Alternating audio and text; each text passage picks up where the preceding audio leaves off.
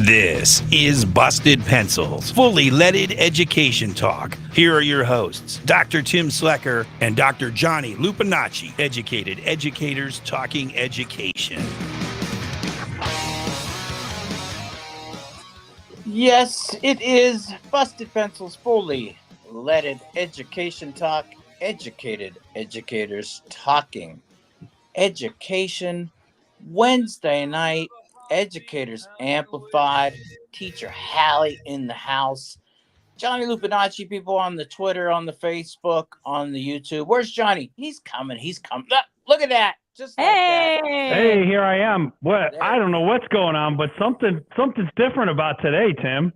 It's a little bit crazy, man. I tell you what, Johnny, you and I must have done something. We must be in the StreamYard timeout out there, because if anybody watching right now is like, what's up with Johnny and Tim when they're video? We are on our phone apps right now, and teacher Hallie, has exclusivity to the fully functioning StreamYard link that we typically use for the show. But hey, Johnny, here's the deal. We can always come in and handle this, man. You know, smartphones, awesome thing about the smartphone, if you've got one right now in your hands and you haven't downloaded that Civic Media app, go and get the Civic Media app downloaded so you can make sure that you are there for every Busted Pencils, every other show. And man, you're going to want to get this too. Civic Media is getting recombobulated. Dan Schaefer and his beloved Milwaukee News and Opinion publication, the recombobulation area, joined the Civic Media Radio Network. I know I've been seeing Dan on lots of different shows, the Civic Media lineup.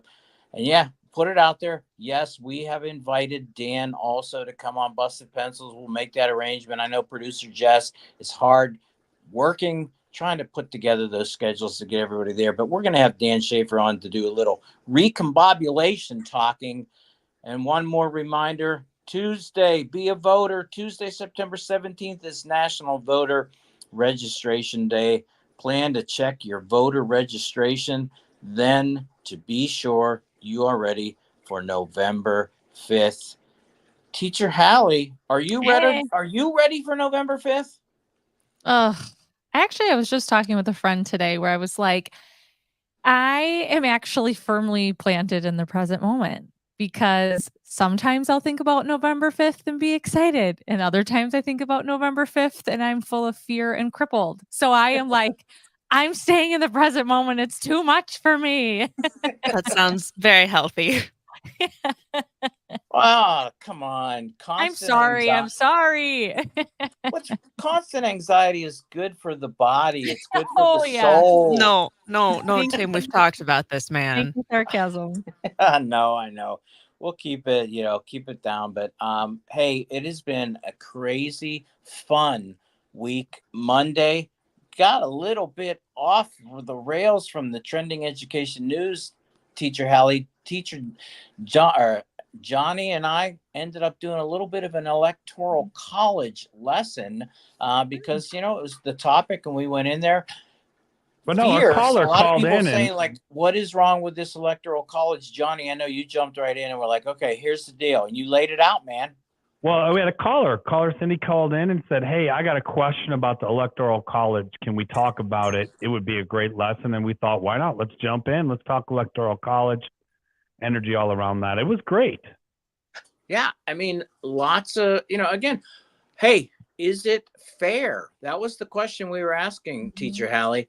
Is the electoral college fair?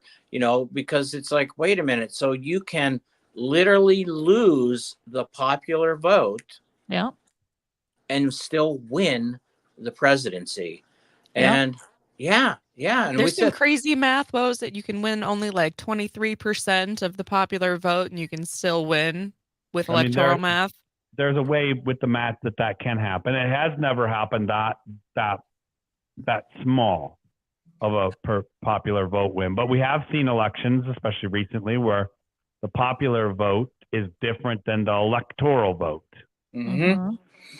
Well, we said we saw that, Johnny. It's happened with Bush Gore. Again, Clinton Trump.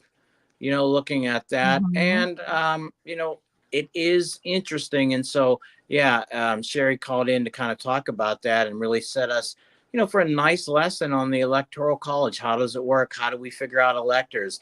Population. Is it fair? Is it fair that Wyoming, with such a scant population, can actually really have a lot of power when it comes to making those decisions based on the way the Electoral College works? Johnny, you also pointed out, though, too, going like, hey, nothing's perfect. And was the Electoral College an attempt to try to bring some type of situational fairness to the way we do elections?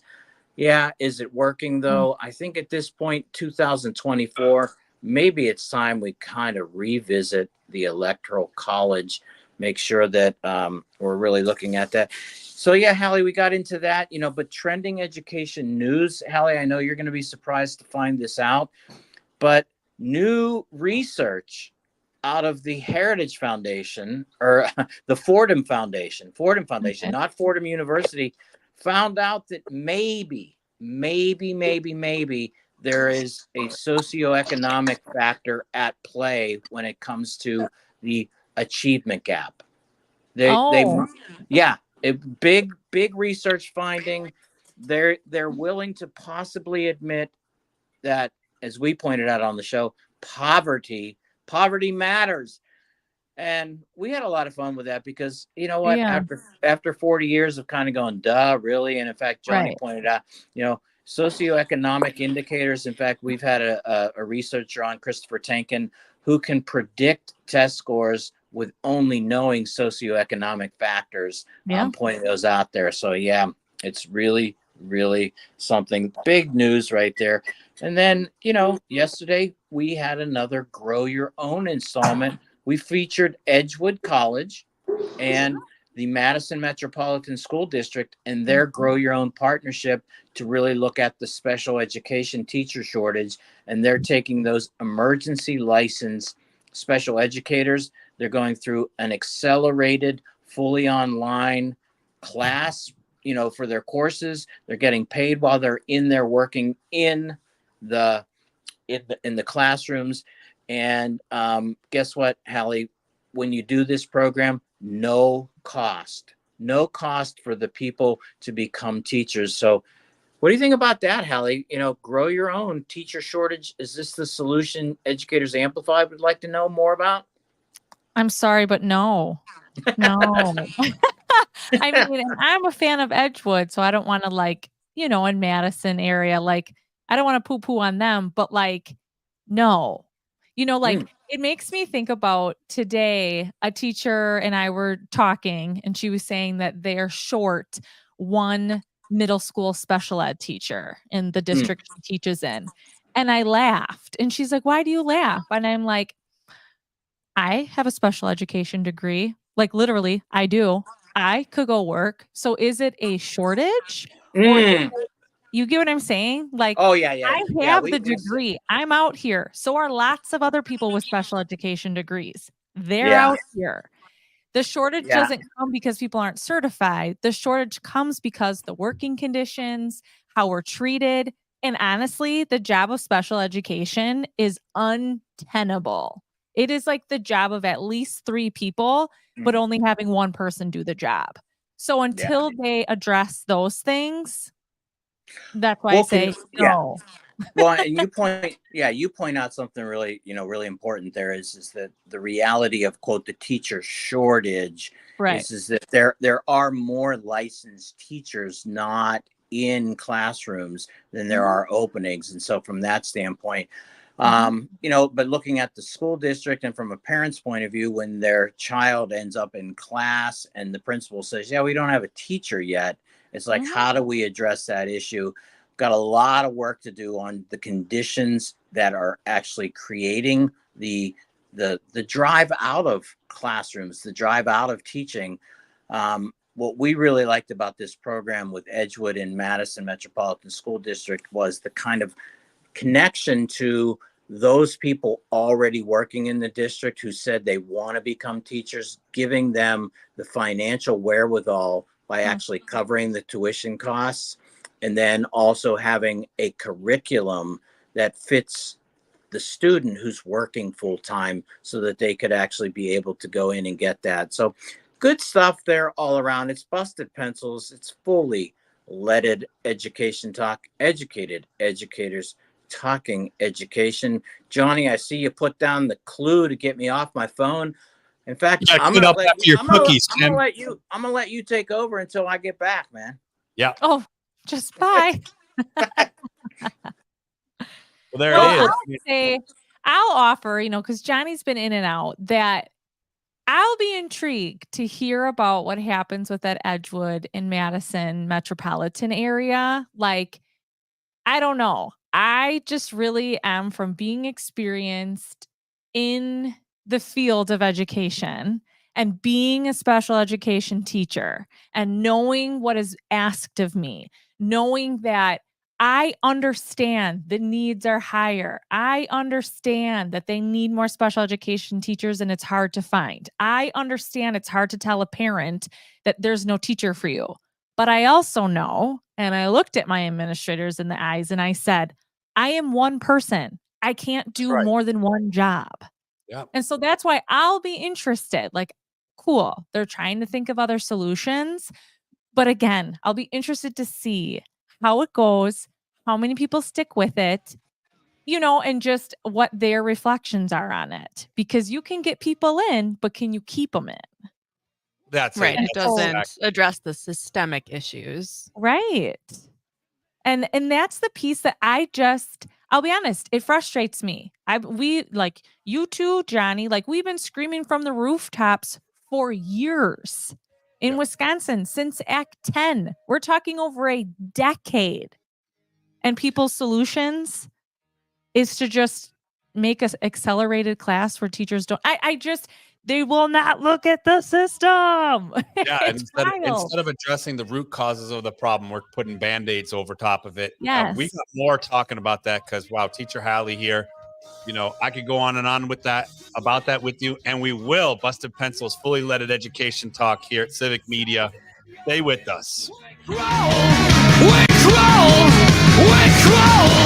all over you. We so cease to see us through. Our days are precious and so few. We probably ought to do. Oh, what's fun? Yeah.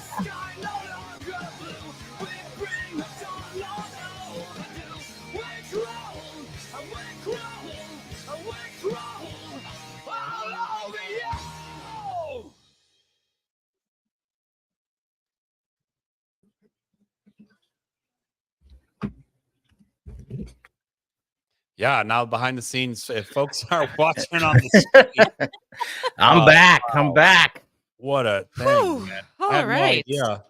StreamYard was blocked on every browser. I mean, I downloaded Firefox. I've used Firefox how many years? Trying all the browsers, nothing. Jess sent me a text saying, clear your cookies. I'm like, how'd you know I was eating cookies? And then I'm like, what are Brush these off those crumbs, man. What are these chocolate? You got chip chocolate cookies chips on your face. have to do with my StreamYard connection? So I Googled clear your cookies, and sure enough, it took me step by step through it, and I restarted the computer because that's how I fix every problem before I just give up and decide my computer's broken. Yep. So restarted too, and boom, I was 15. in. I had no idea. It's like all the lights are off, it's completely dark, and then they pop them on, and you're like, hey, what's going on? Who's here? 5. Oh, I love the Google. Google, clear my.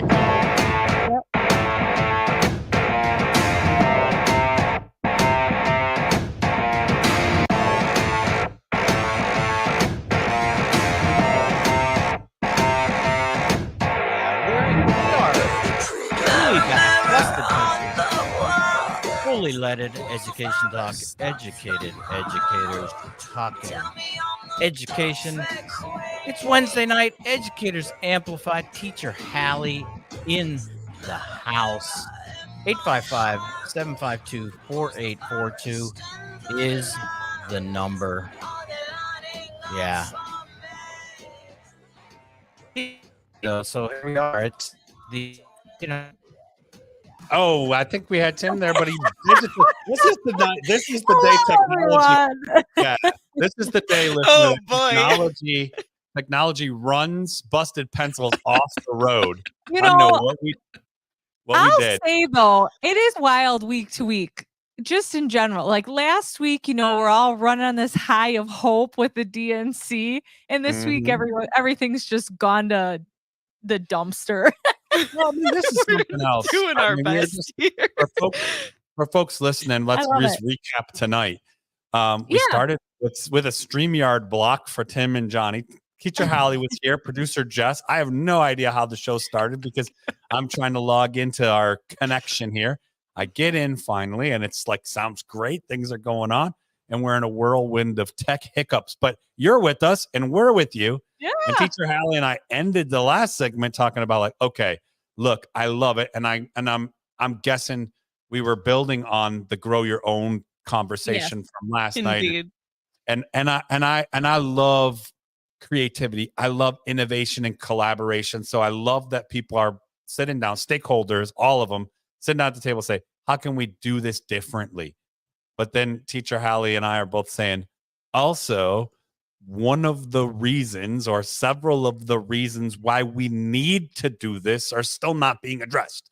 And that is that it is nearly impossible to sustain a teaching career.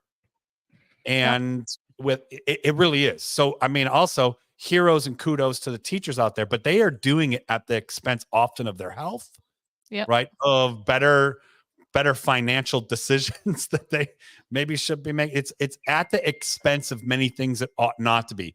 And that's important to think about too, when we're talking about like things like the importance of labor unions, and all the teaching things that are going on, in this discussion. So I love it.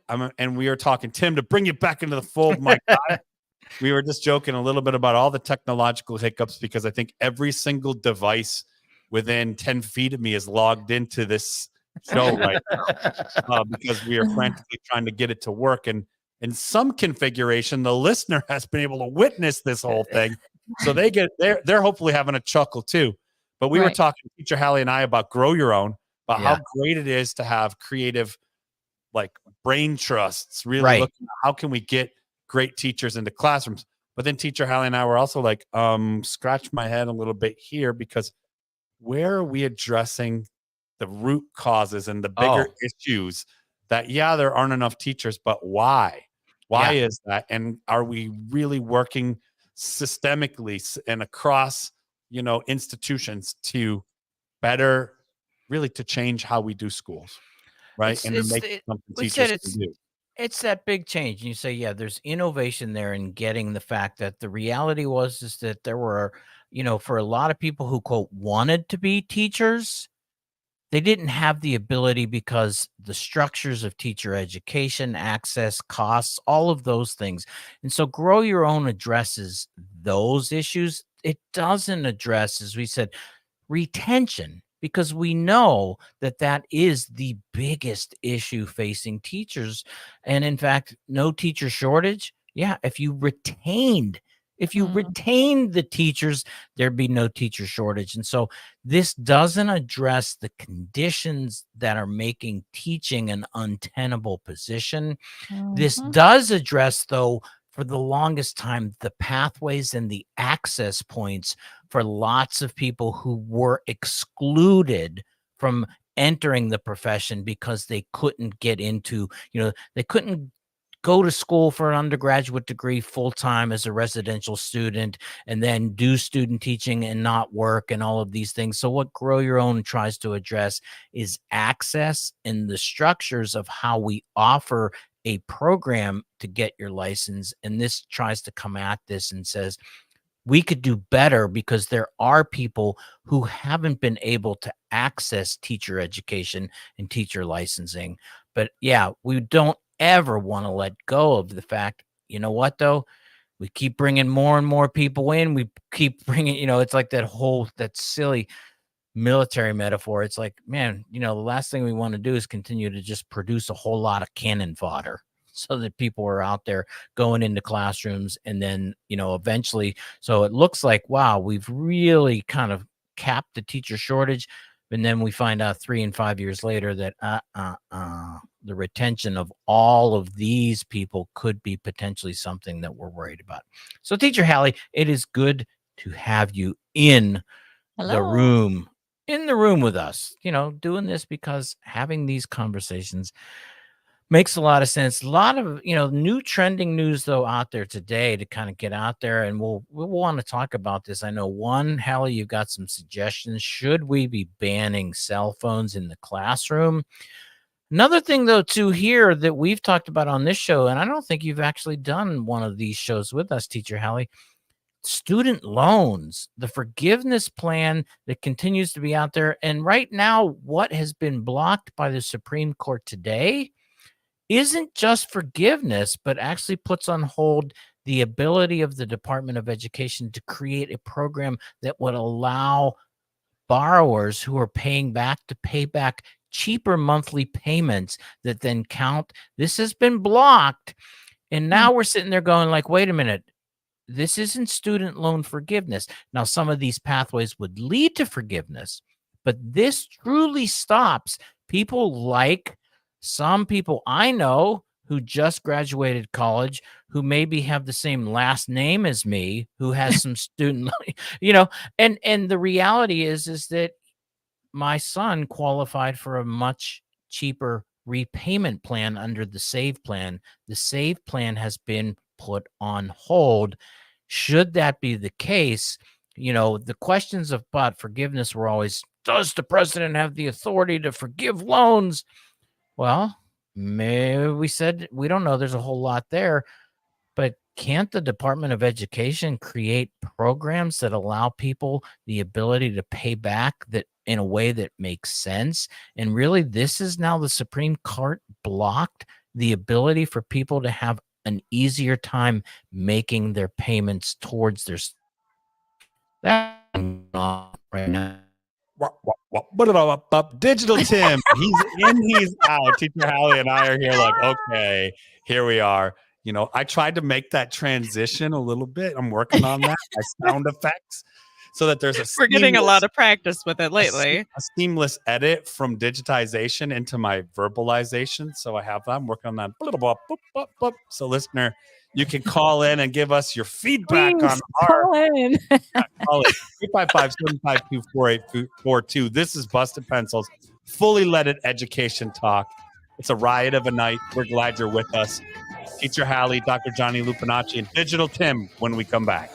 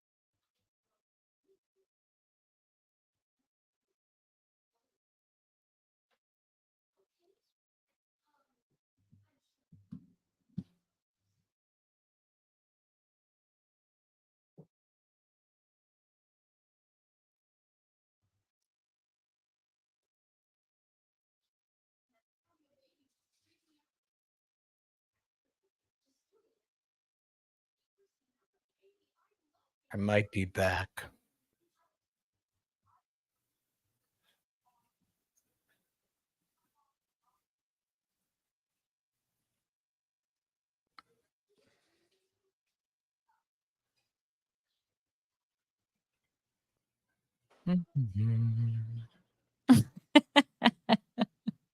Hey, you're back and you're good. Okay.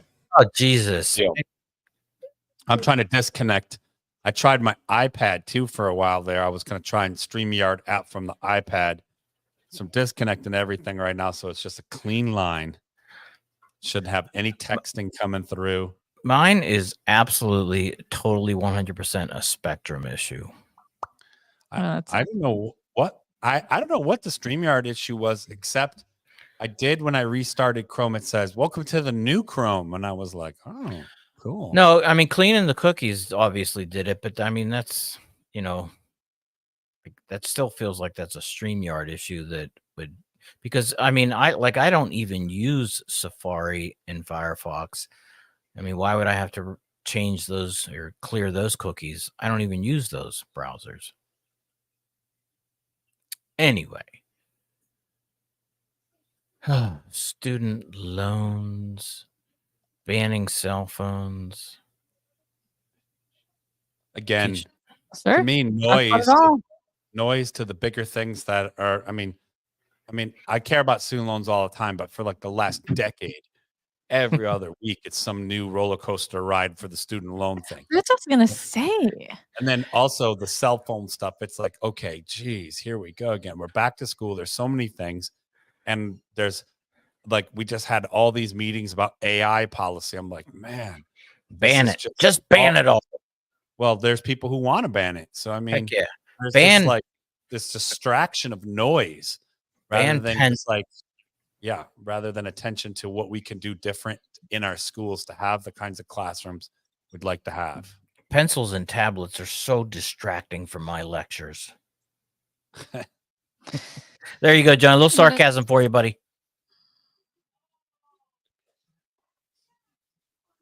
Did I digitize again? No, Oh, okay. I don't know. Developmentally, where the adolescent brain is, K through 12. Mm-hmm. I am a proponent for Some limitations. Yes, seriously limiting cell phones. No, I don't think that's. Yeah, I might be I might be totally with you on But that. there's a way to roll it out. There's a way to explain it to families and communities and students that I do not think is going to happen. So then Well, how are they turns supposed? into- Yeah, how are they supposed to know their uncle died? Like, you might not want to send that as a text message while they're in school anyway. Oh, No, I mean, minute. I've actually, Michelle and I have had this conversation sometimes because she was like, well, what if they have an emergency? I'm like, guess what? The We didn't have cell old-fashioned way. phones and emergencies. It wasn't a catastrophe without a cell phone. And I'm like, stop pretending like all these kids are getting emergencies. Yeah. And Tim, you see that chat from Jess? That's not for the stream or for the show, and it's nothing bad. It's just a caller with some inquiry I'm gonna about. light Tim Oh, up. cool. Yeah. So helpful. Jess will get you that info. So super cool. Jess, is that That's what awesome. you need? You have the info from that. You have the info Yep. from last night, right, Jess? Yep. Passed it along. Cool. 20. Oh, Oh, man, Tim. Oh, Tim digitalized. Yep. Bye, Tim, Tim. just go on your phone again, dude. Right. That's the All third right, time. Johnny, bring us back in. Okay. Is it for the money? Oh, No, it boy. isn't for the fun. It's the a fun. plan, scam, a diagram. It's for the benefit of everyone. Gotta have a little respect. Oh yeah, here we are. Subterranean ideals. Fully leaded education talk. What are we doing it for? We're doing it for the cause. Love that song, Jess. Great choice. Doing it for the cause, which also happens to be our theme this week. Teacher Hallie, we always have a theme, 20 lessons from the 20th century, in response to the rise of tyranny around and the erosion of democracy. What are 20 lessons we can take from the 20th century and put to practice to strengthen democracies? And one of those, right, is to support a cause, right, is to really connect with and support a cause. Whether that's for us, we're talking about public education all the time. Teacher Hallie and Teacher Johnny here today talking about, okay, addressing root causes to Yeah. why there aren't enough teachers. Really getting into what can we do different about schools, liberating education from schooling. That's a cause. But you might have another cause. Maybe it's reproductive rights. Maybe it's, housing, public housing. Yeah, healthcare. There's so many things you can get behind a cause. Support a cause. Get out there and support it. Not just only financially. Maybe it is, though. Donate a couple dollars here to there to your cause of choice. But anytime we're active and we're supporting our cause, especially the things we're passionate about, right? That strengthens democracy. So love that song, The Cause. We are back here, Educated Educators, chopping it up. Educator Amplified teacher Hallie with us tonight. And Dr. Tim Slekar, man digital himself, he is back. Tim, before we lose you again, because I think that the urgent universe is sweeping you away frequently from us. But let's talk. You had some trending news things going. You started to drop on the break. Oh, yeah. Something about cell phones. You want all your students bringing cell phones to class? I think all students should be required to have 2 cell phones while they're in school. The more cell phones, More the so, better. yes, because you never know. They might have an emergency from 3 different families at once. They need 3 different phones at that point. No, I mean the cell phone thing, and again the student loan. We could talk more about this. It gets complicated. We have a great guest all the time who comes on for student loan justice, Alan Collins, to talk about that. The number I keep thinking about this on this one. Would all of this student loan nonsense be any nonsense if we just truly treated student loans the way Alan says we should, which is just like any other loan? Bankruptcy attached to this, protections for borrowers. And Teacher Hallie, this is one of these things that we've really discovered by having Alan Collins on to really point out that, you know what, actually a student loan is really different. And in fact, when you take out a home loan or any of these other things, there's all kinds of consumer protections. Student loan, none of them. Doesn't have any of them.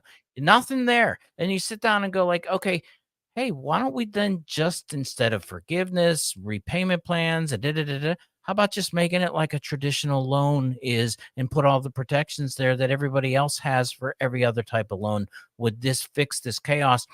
The answer to that is probably yes, and that's probably why they won't do it, because guess what? There are lots of people getting loaded off of the student loan mess. Loaded, man. Getting Yeah, loaded with cash.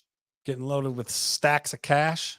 Well, I just think about with all of this, like two things. One, it's another thing that really affects youth. So youth meaning like freshly out of college. I mean, this has just been a pinball machine of, I don't know, craziness for them. Right. Of like, okay, is it paid off? Is it not? And like the stress, anxiety increases, the dysregulation increases with this. Yes, no, here, there, up, down, all around, and so it affects them. And then I think like it'll affect how they view politics as well, so there's an influence on that end. I also see the influence in youth of those looking to potentially go to college. And honestly, as a high school educator, I would hear all the time, it's too expensive. It's too, like, I can't afford it, so I can't go. Like, they just hear all of this, like it won't be forgiven. And so therefore it becomes a non-opportunity for them. So it's affecting like really like this this generation that I think in ways that we're going to see over the years of their view on college, their view on these loans, their view on politics, their view on education and higher education. I just think it's this huge ripple effect. That's going to be very interesting to see. Oh boy, you know what that bell means? Every day here on Busted Pencils, listeners, I know you know what that bell means because you listen every day. But if you don't, and that's the first time you heard that bell go, it means democracy in action. Every day here, we take a moment to recognize a core democratic value in action, right? Tonight's recognition goes to all those people out there who are supporting a cause. I talked about it a little earlier on the show. Hey, we're doing it for the cause. Whatever that cause is, you're getting civically engaged, right? And you're supporting a cause. Well, I'm going to link that to core democratic value of actually being a patriot, right? That means we give devotion to our country and to strengthening core democratic values and what we say and we do. When we're here at Busted Pencils, chopping it up, talking about how schools can be better, we're being patriots because we want to see our country be stronger. We believe it can be. And the work that we do, the causes that we dedicate that work to and put our energy and our resources towards, whether those are financial or other, right? We're supporting a cause. We're doing it for the cause. That's being a patriot. Today's democracy in action is you, listener out there, who's got a cause You're contributing to it, and our country's getting stronger. Because by golly, we're reclaiming patriotism. Man, love it. Busted Pencils, fully leaded education talk. Educated educators talking education. Wednesday night teacher Hallie in the house. Educators Amplified. Got a caller. Jack from Merrimack. Jack, what's happening, our friend? Yeah, thank you. You guys know my background. I think I spent over 40 years teaching in public, private, parochial schools at levels between sixth grade and about sophomore level college. So that's the background I come from. And I have watched the erosion of the support for what should be and are still called public colleges and universities, financial support. And we know which, the last 10 years especially, there's only been one party controlling Wisconsin's legislature. They have a $2 billion surplus. But guess what? We're closing multiple campuses of university. Now, that shouldn't happen. Also, when I went to school, okay, admittedly, I'm an old guy, and this was back, when you still were using torches to light the caves to be able to scratch the charcoal on the rocks. But the semester for tuition. My son's tuition costs were about $10,000 a year. If a student, and he was very lucky, he had two pretty well-off parents. One is a lawyer, and then I'm teaching. And so he graduated with no student loan debt because we figured out a way to pay for his college.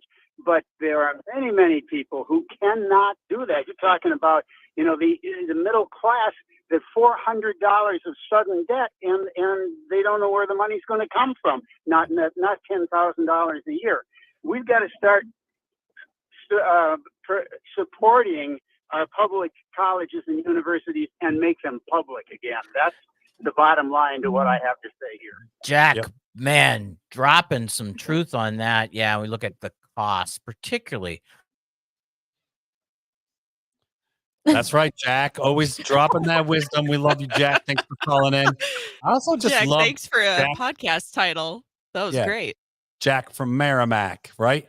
But that was excellent when he's bringing that up, like making public education truly public again. And that's a really important, higher education especially. It's really become, an industry, like so much of privatizing public ed has.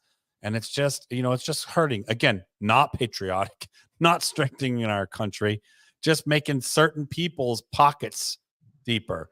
And also we talk about investing in youth. I know like Teacher Hallie was talking about all those, secondary, students that she has and the conversations that they were having with you, Hallie, like the very real conversations, like it's not for me. I mean, the message is clear. Even if a teacher like Teacher Hallie and I are very, like, we can say we believed in all of our students. Like we give them our all, and they know that.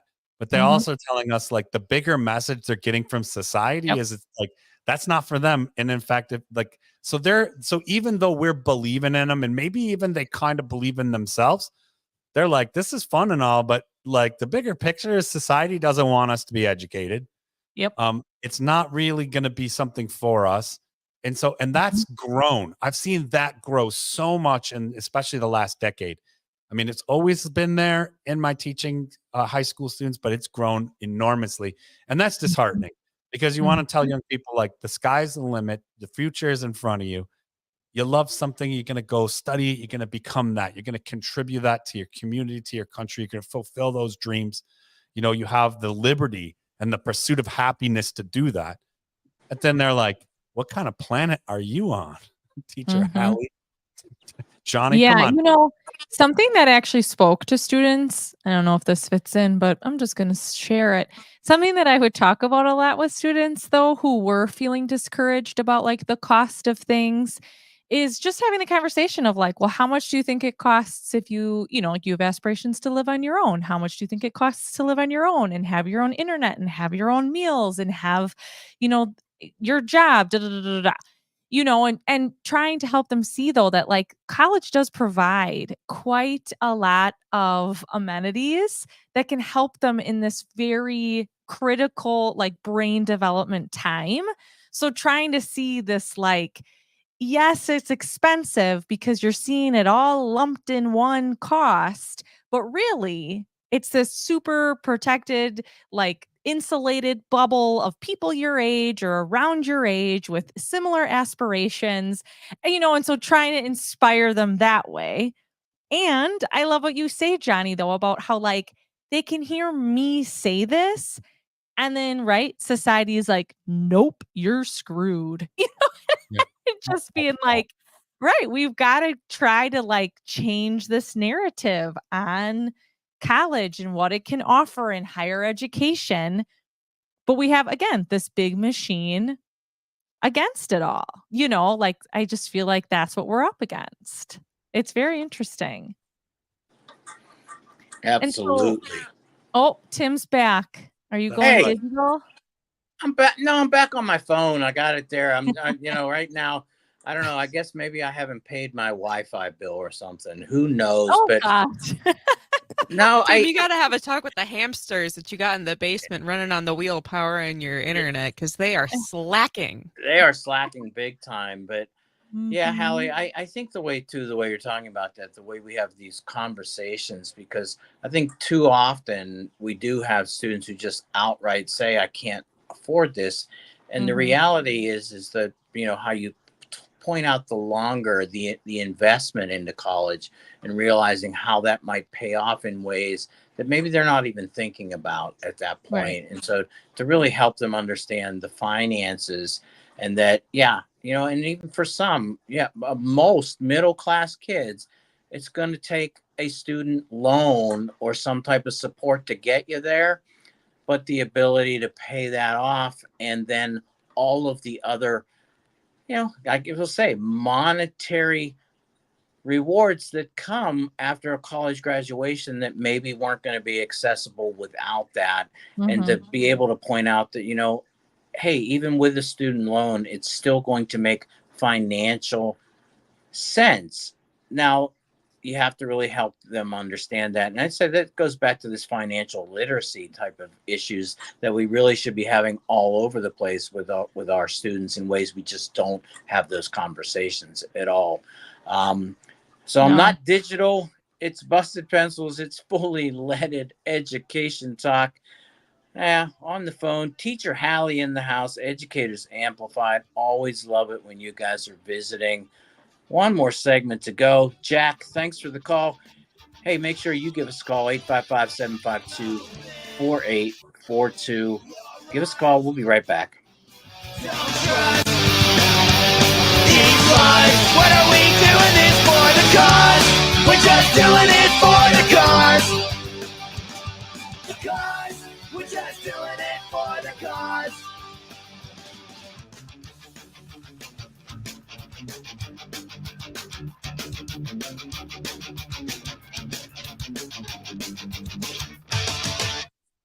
That's right, Johnny.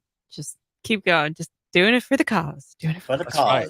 Man, I feel like if I could have predicted it would be this kind of show, I should have had a few beers for it. Man. This is for me. It's probably not. It probably doesn't sound as bad as it feels because to a listener, they're probably like, "What are they? Where are they?" It feels like we're patching it all together, but it's coherent. It's just a whirlwind. And I'm very busy over here. I bet. You guys are keeping me on my toes. Yeah.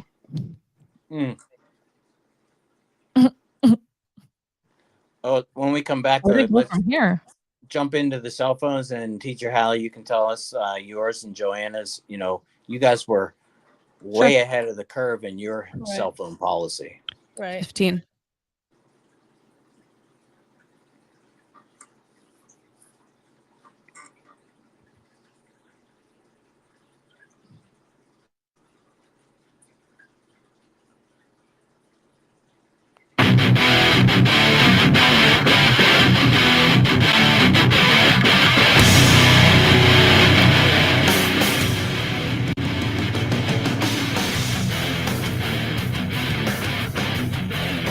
There it is. Busted Pencils fully leaded education talk.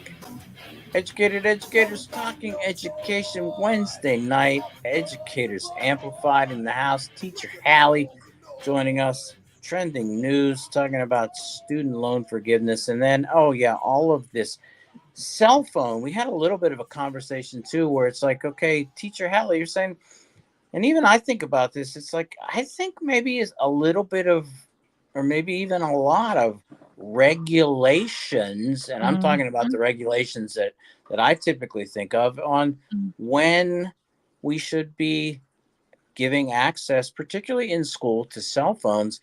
But Teacher Hallie, you and Teacher Joanna actually addressed this a few years back. Explain to us your cell phone policy in the classroom. Yeah, so we're always advocating for how can we have our public schools promote regulation and the well-being, like the whole child, as opposed to just their academic self.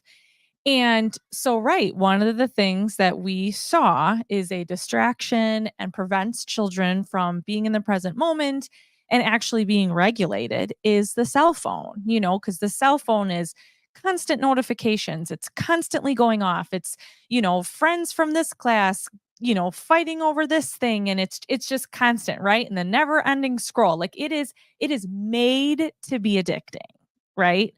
And it is made to dysregulate you ultimately. And so what we decided was, well, you're just going to turn in your cell phone and not even turn it in, more like you're just going to put your cell phone away in this very structured, predictable way.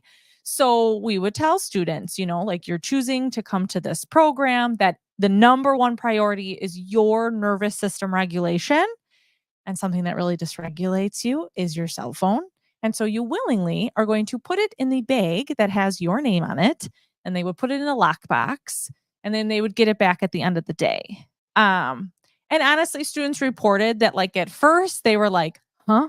Like I gotta give this up. Like, what do you mean? This is my lifeline. Like, this is my IV. How will I operate in life? And, very quickly though, they liked it. They liked the break from it. They could feel a difference. And so to me, it's not a foreign concept to think to do this. And then, right, like you're hearing more and more, I'm hearing from schools how big of an issue cell phones are. And so I do think it's going to take a lot of education and a lot of carefully crafted ways of communicating this to parents and children, who will go through this. Like I wouldn't recommend saying we're banning cell phones or we're restricting them from your use. I think it has to be more of a marketing of we're looking for you to feel well. We know more and more from research that kids are more anxious and depressed than ever before. We know from the research that cell phones heighten your anxiety. They heighten your depression. And so these are ways that we want to build connection in our schools is by having face-to-face connection, not through your cell phone. And I honestly, I don't know if schools will be able to articulate something like that. I'll offer one more thing too. I was actually talking to a teacher who it's their second year of teaching. So they're Gen Z or maybe a really old millennial, whatever, but they're young, right? And, I was talking about potentially in the school that he teaches in, they are going to try to limit these cell phones and came up with this whole cell phone thing and all these, what's going to happen if you have the cell phone? What's the consequence? Blah, blah, blah, and the conversation was around that. And then he was like, okay, I'm going to be honest with you. When I was in college, I was really like, well, I think we should have the cell phones and we just teach kids how to use them responsibly. And he's like, and then I entered the classroom and I was like, like, this is like beyond his level of like, holy cow. And we got into the conversation about how, right, developmentally for these kids' brains. So I'm talking probably from like 10 years old to 18. Like literally these children's brains can't handle it. So it's not just like a learning opportunity or like a teaching moment. they are addicting. And it would be as if we were handing out vapes in the beginning of school to be like, here's a vape and there's a vape. And then being like, why are you all addicted? Like they walk in with their cell phones and it's just as addicting to their developing brains. So it's not anything wrong with them, but it was interesting to hear this really young teacher being like, it's insane. Like, he's like, I would try to teach around it. He's like, I teach a media class. And so it just lended into it and how like they can't get away from it. It is literally like, honestly, like crack cocaine. It's that addicting to the brains. And so, yeah, that's why I'm a proponent from this, but done in a way that helps parents feel empowered, that helps them feel like, yes, I can support this, that helps students feel like I'll feel better by doing this. And so I don't know. I don't know if that's what will happen, but there is my soapbox on cell phones in schools. I love it. I got to tell you, I forget about a developing 18-year-old brain. Right. I know a 57-year-old brain that gets really anxious when my phone and I know the same thing though. It's just like you said, it's like I got to put it away. Yeah. But then there's this weird, as you said, Hallie, it's an addiction. Yes.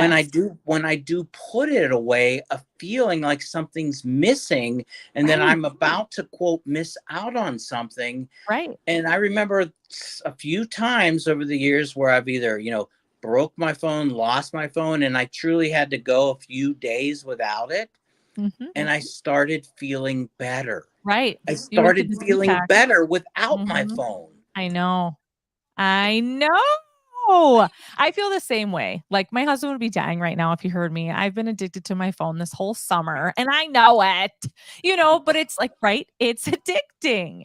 And it's like, I don't have it near me. And then I'll be like, oh, I better check my notifications. And so, right. Imagine being 16 and taking that all on. It's a lot.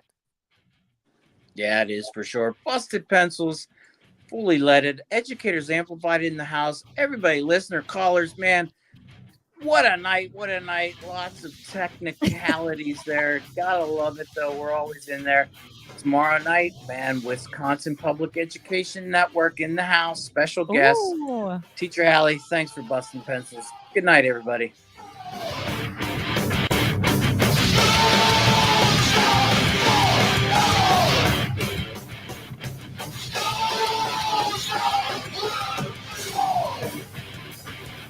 Skills are dominated.